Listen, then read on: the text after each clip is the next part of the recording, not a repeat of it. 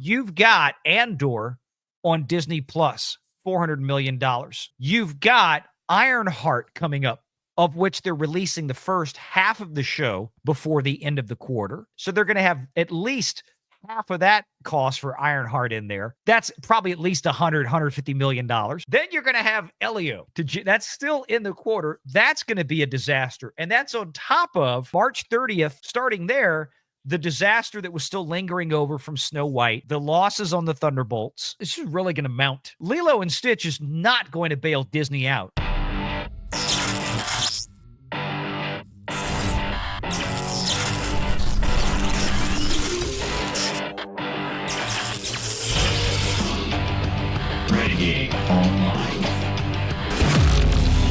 You know, the crazy thing is that Fantastic Four might not actually be the worst flop of the summer for Disney. And I kind of want to keep reminding people about certain things out there. Speaking of Lightyear, what a strange world it is, Valiant. What would you like to tell us about?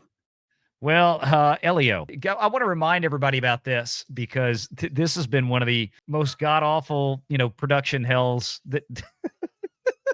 And half the audience out there just said, wait a minute, are they still making this? Yes, they are. They've already made this movie now twice. This is a movie that was done years ago and has gone through massive rewrites, I can't really say reshoots, right? New director, new writer, adding new characters, new villains, changing the whole story. This movie was supposed to come out 2 years ago, then last year, then it was supposed to come out on June 13th. You know why they moved it June. Yeah, they pushed it up a week. They pushed it back to June 6th, it sucks because Lilo and Stitch is only going to have 2 weeks before the next Disney thing comes out, is the point. It was going to be on June 13th, but they were so scared of getting their ass handed to them, which they should have been scared about it. They were so scared of getting their ass handed to them by How to Train Your Dragon that they moved this movie up a week. They changed it by a week, the release date. Lilo and Stitch is going to have basically 2 weekends right there before How to Train Your Dragon live action comes out, and a lot of attention is going to shift. How much marketing have you seen for Lilo and Stitch? A decent little bit. Pretty much everywhere, right? Yeah. Hey, how much? And Tom, how much marketing have you guys seen for Elio so far? None. Yeah, Zero. it's DOA. They know it. We know it. Lilo and Stitch is going to be what they run with. This is the Ironheart of the movie theater this summer, guys and girls. Ironheart is just like this. Where we talked last week about how Ironheart, such a disaster that it's been sitting on a shelf for this inside like 3 Disney. years ago. Yeah. Ironheart's been sitting on the shelf for like 3 years in a Disney closet, 2 years on a Disney closet, I guess, since they finished principal photography. I have heard horror stories. Well, it was from a few places closet, but yeah. I've heard horror stories from several places about, again, Ironheart has been reworked and reworked and reworked a dozen times, and that is probably not an exaggeration. Doesn't take a lot to kind of figure that out. Why else has it not been released when it's been finished for 2 years, right? It's just a disaster. This is the movie disaster for Disney. Ironheart's the TV disaster. This is the movie disaster. And this thing has been, look at this article. This is from June 13th of 2023. Elio trailer teases an intergalactic, the first trailer for this movie came out 2 years ago, just like Ironheart. Okay. To kind of show you how far back this thing went. Nobody knew what the hell an Elio was. All right. Then it went back in the can. Okay. When we get articles like this is from August 9th of 2024, talking about how Pete Docter, once again, just like with Inside Out 2, had to step in to save his job, right? Quite literally save his job, had to step in and babysit all this stuff. And this movie apparently has been reworked 7 ways to Sunday. New writer, new directors, whole new portions of script, new animation, new characters, new villains. So basically this thing was shot and done and then done all over again. So how much did Disney spend on this monstrosity? Probably somewhere between $300 and $400 million if they did this whole thing twice. I would They'd been easily better off imagine just eating it and writing it off on taxes at they this point. right. They should have thrown this thing out. But Disney doesn't like to suffer embarrassments like that. And why, I don't know. They like different kinds of They embarrassment. should have, Right. because nobody remembers this movie. Nobody even knew it was coming out, No. so they would have been better, like that Newt movie or whatever the hell it was. So They much could have for dumped this thing and nobody would have remembered or cared. But this thing is now coming out after being redone twice, or at least shot and then redone again. You know, two. You know what two this reminds movies me of? The Good Dinosaur. That well, there's So a much lot of for other ones having, since then that Yeah, Disney has true. messed up. But you look here, February 16th, 2025, another setback for Disney Pixar movie. And why is that? You know, again, this is what we were just talking about. They decided that, again, like I said, because the film was pushed to June 13th, Elio tells the story of a young boy who was mistakenly identified as Earth's ambassador to the universe and transported to an alien world. The queen of the alien world is Cynthia Erivo, by the way. Originally slated for, she's not in the movie, I'm just kidding. Originally slated for March 1st, 2024, last year, okay? The movie was supposed to come out, if you remember, what else was supposed to come out in March of 2024? Anybody remember? Snow White. It was supposed to come out. And then it was supposed to go to Elio. And then Elio got completely wrecked. Another Disney disaster, another Disney dumpster fire. And then it pushed out.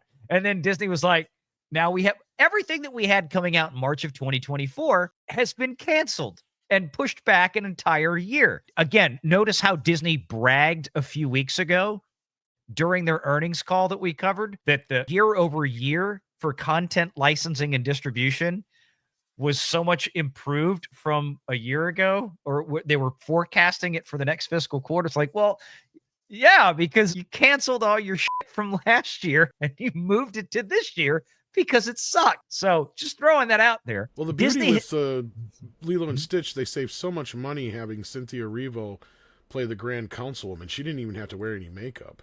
No, it's very cheap. They just had her walk in Yep. right off the street. Now, Disney has delayed Elio once again, originally from June 13th. And I'm sorry, I went the wrong way on the calendar. Now it's June 20th. So they pushed not June 6th. They didn't go a week up. They went a week back. I'm sorry, I got that wrong. So it's pushed back to June 20th, right? Which better for Lilo and Stitch, obviously, and better for Disney. They can push that out. But the thing is, think about all the stuff right now that between streaming and content and distribution, content licensing and distribution, those two segments on the Disney earnings report for this next quarter that ends on June 30th. Think of the cat ass trophy they're going to have in this one. You've got Andor on Disney Plus, $400 million right out the door for that thing. You've got Ironheart coming up, of which they're releasing the first half of the show before the end of the quarter, right? The first half of the show, 3 episodes dropping June 26th or whatever, right before the end of the quarter. So they're going to have at least half of that cost for Ironheart in there. That's probably at least $150 million. Then you're going to have Elio.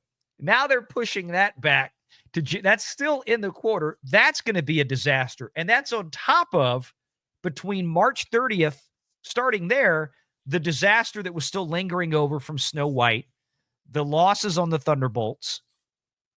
This is really going to mount. Lilo and Stitch. This is the point.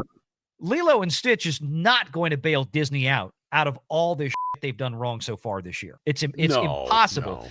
Even if Lilo and Stitch did, it would have to do like $2+ billion at the box office to have a prayer of undoing Now it just could, the theatrical losses. but I don't think it will. Like, let's be real. Like, we've all been saying, Yeah. and we all agree this thing is going to make $1 billion. Now, I think we're underselling it a bit. I think it's going to do better than that. But Oh no, I'm saying billion should be the floor. It should do $1 billion. I'm curious to see if it does hit over $2 billion.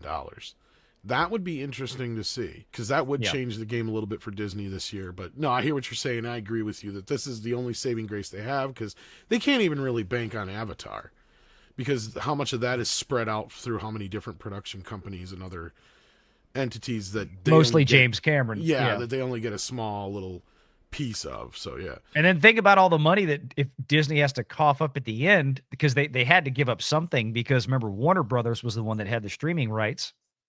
when Disney bought Fox, they bought it with the contract that said, okay, well, that's fine. You have theatrical distribution rights for Avatar because you bought Fox, but we at Warner Brothers still have the streaming rights secured in this deal. All of a sudden, it wound up on Disney Plus at the same time as Max, HBO Max. It was like, Disney had to write a check. They had to write a big fat check to get Avatar. Yep. Is on that Disney for all Plus. the subsequent sequels, or? I believe, yeah. I think so. So yeah, the way of water, and then whatever this new one is, fire and lava and stuff and things, whatever. I don't know. I don't watch Avatar. Earth, Wind, and Fire. Yeah, Lava Earth, Wind, Chicken. and Fire. Heard of that? Yeah, I heard of it.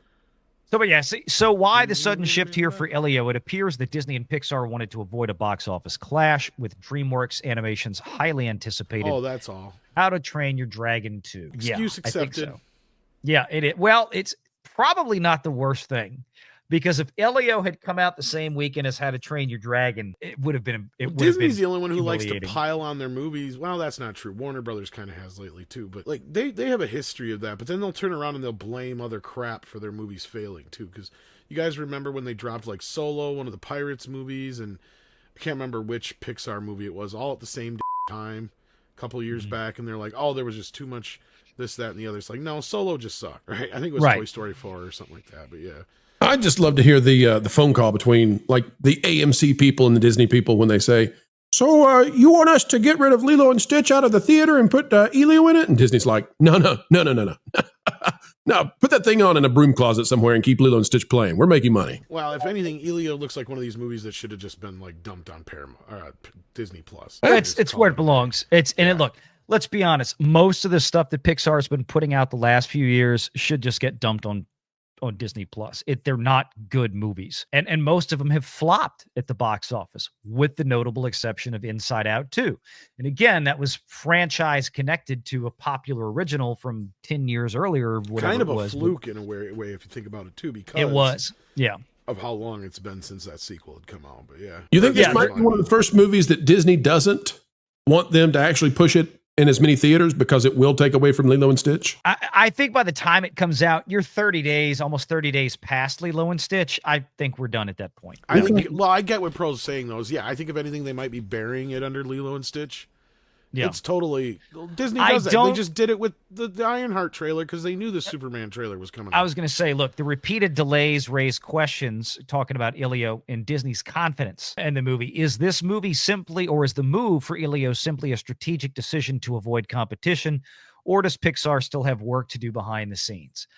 Look, Disney has no confidence in this movie. Just like they have no confidence in Ironheart. And that's really the story right now, is that look at all the projects that Disney has no confidence in.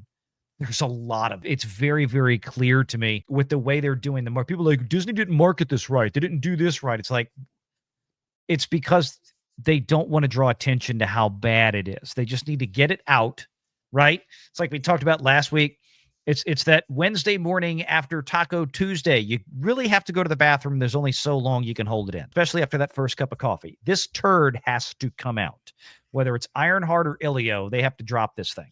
Okay? The cow pie has got to hit the pasture. Make sure you're subscribed to Valiant Renegade and join us every Sunday at 6 p.m. Eastern for the live show.